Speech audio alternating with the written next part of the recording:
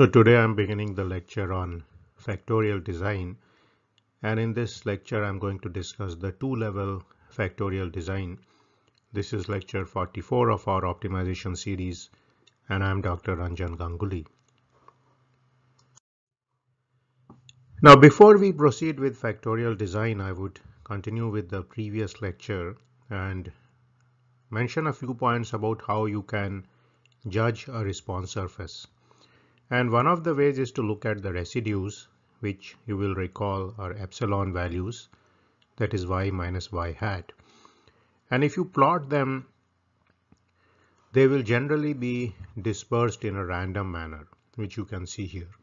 So one of the things is that they should be on both sides of this 0. So there should be some positive value, some negative value, and there should not be any clustering.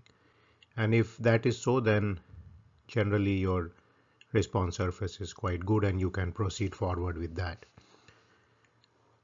Now remember that as far as optimization is concerned, we use the response surface only to guide our problem.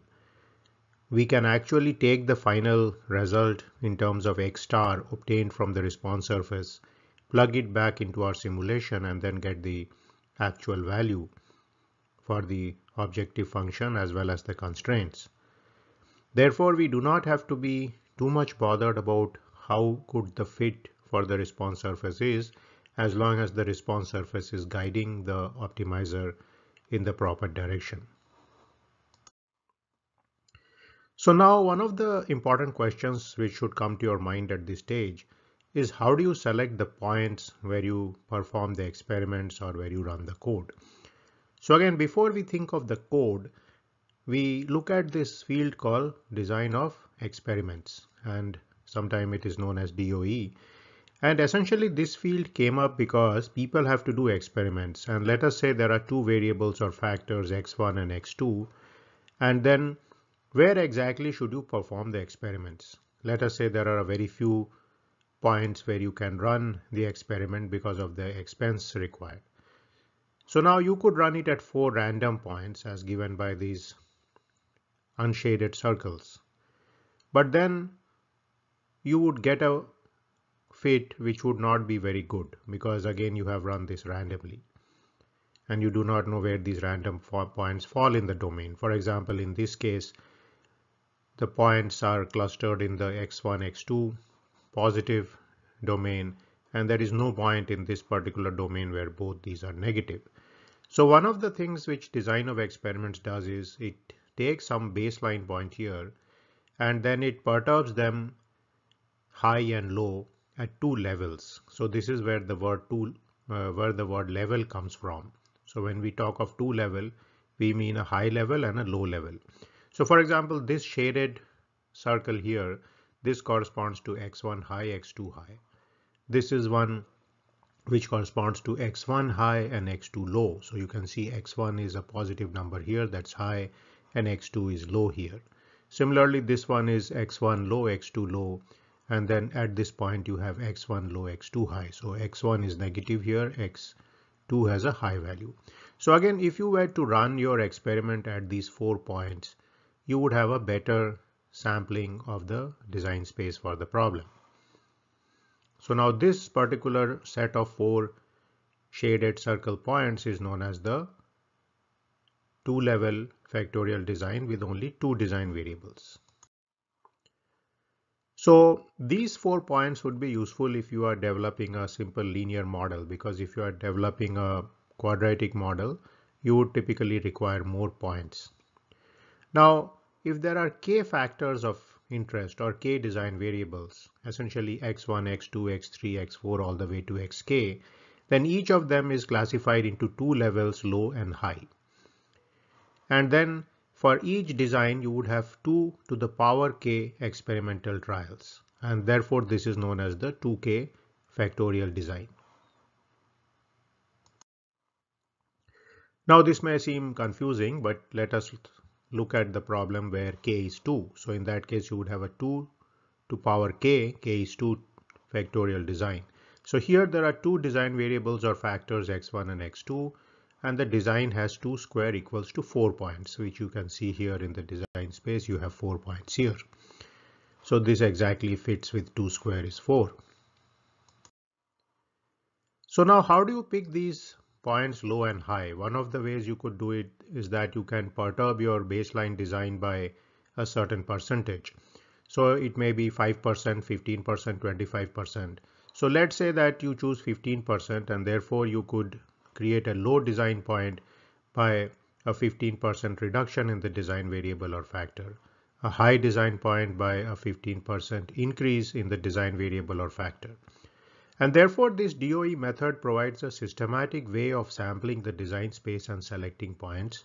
And typically this method was developed in the context of response surface methods. You can refer to the book by Montgomery and Myers for more details. And it was primarily constructed for situations where experiments need to be run. And of course, experiments are expensive and so need to be run as few points as possible. Now, some researchers made a jump that you can use this also when simulations need to be performed. Now, there are many computer programs which are also expensive to run, for example, computational fluid dynamics and so on. And in those cases, you can run these simulations at those 4 points predicted by the DOE, and then you can get reasonably good result. If you are trying to fit a linear function, for example, the 2K design would be reasonable. Now, factorial designs are typically used in experiments involving k factors. And essentially, we have factors such as x1, x2, all the way to xk. And we want to create a functional relationship between some response output y and these particular factors. So what we do is that we perform the experiments at 2 to the power k point, which is essentially 2 into 2 into 2 into 2 k times. So that's where the 2 to the power k comes from. Now, this 2K design is useful at the start of a response surface study. You can get your first results of response surface using a 2K design. And if you are not satisfied with this particular design, you can add more points. So we will see in the construction of further designs such as central composite design and so on. The 2K is taken as the starting value and then we add more points to this. And one of the things which come out of 2K is that you can screen your problem to find the important design variables. You may also find the location of the design space where the function value is lower, and that may be an interesting point. So 2K design is a basic building blocks on which we create many more designs, and we will see that later. For example, the widely used central composite design, also known as the CCD design. Now, whenever we are dealing with an optimization problem, we replace the experiments by function calculations. So in some situations, these functions may be mathematical functions, which you can calculate by hand or on a computer or calculator or on an Excel spreadsheet. Or they could be code runs, which is the typical case when you are dealing with most practical problems. Now, a natural extension of 2 square would be a 2 cube design in case you have 3 design variables or factors. So the 2 cube design would be the corners of a cube in 3 dimensions, because now you have reached k is equal to 3, and these are going to be the points where you need to run your experiment or simulation. So pictorially you can see this as the vertices of this cube here.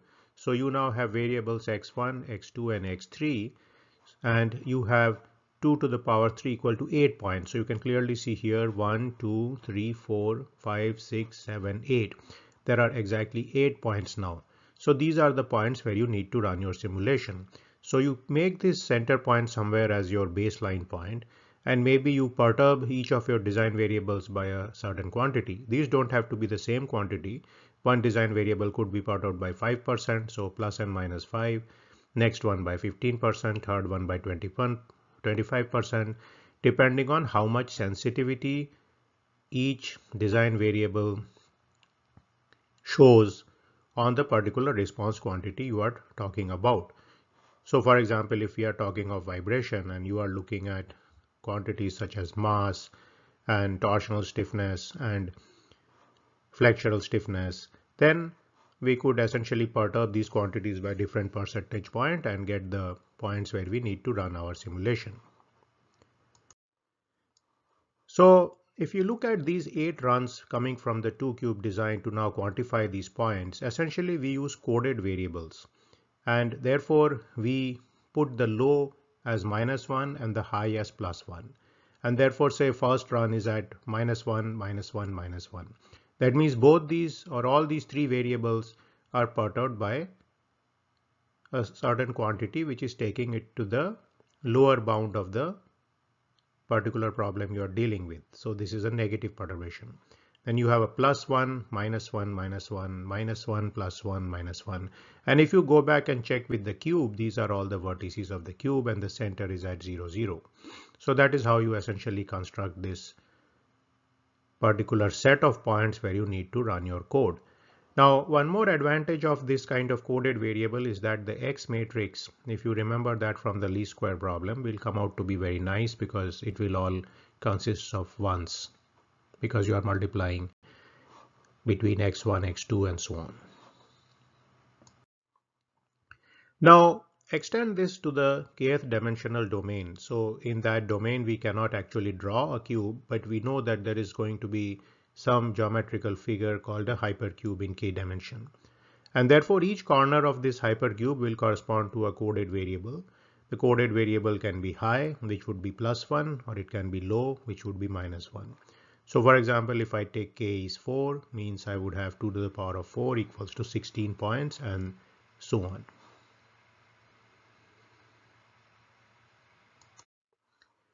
Now, the total number of runs in the 2k factorial design becomes gargantuan as the number of design variables or factors increases. So we saw that when you had 2-cube design, you had 8. And it keeps going up. 2, 4 is 16, 2, 5 is 32, 2 to the power 6 is 64, and all the way 2 to the power of 10 becomes 1024. So even with 10 factors or design variables, you have a plethora of points where you now need to run your experiment or your simulation. So again, this particular phenomena which happens in many problems in data analysis is known as the curse of dimensionality, which is that in many cases, as the dimensionality of the problem becomes large or the number of design variables or factors become large, you need to run this at more and more points. So again, you will need to see the particular problem we are dealing with, and one of the things to keep in mind is that try to reduce the factors or design variables as much as possible before performing optimization, and this can be done by parametric studies, sensitivity calculations, and so on. So these will help you to determine that all the design variables you are carrying have a significant impact on the response quantities you are interested in. So now the issue is that when you actually do experiments, when you do the experiment twice, you very often do not get the same result. In fact, you should not get the same result because there is uncertainty present in the measurements, how you look at the measurements, the noise in the system, the environmental factors which may be there, for example, temperature, pressure, and the ambient system may change. Therefore, what is often done is that you run your experiment more than once at each point.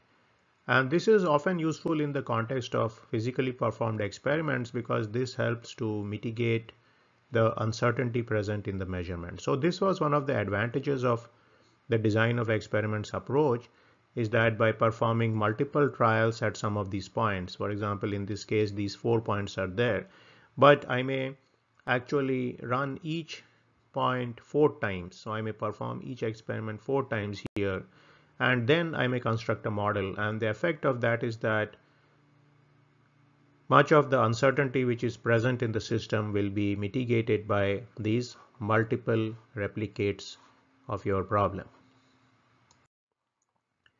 Now, if you are doing numerical optimization, generally you believe that if you run a computer code once, you will get the same output.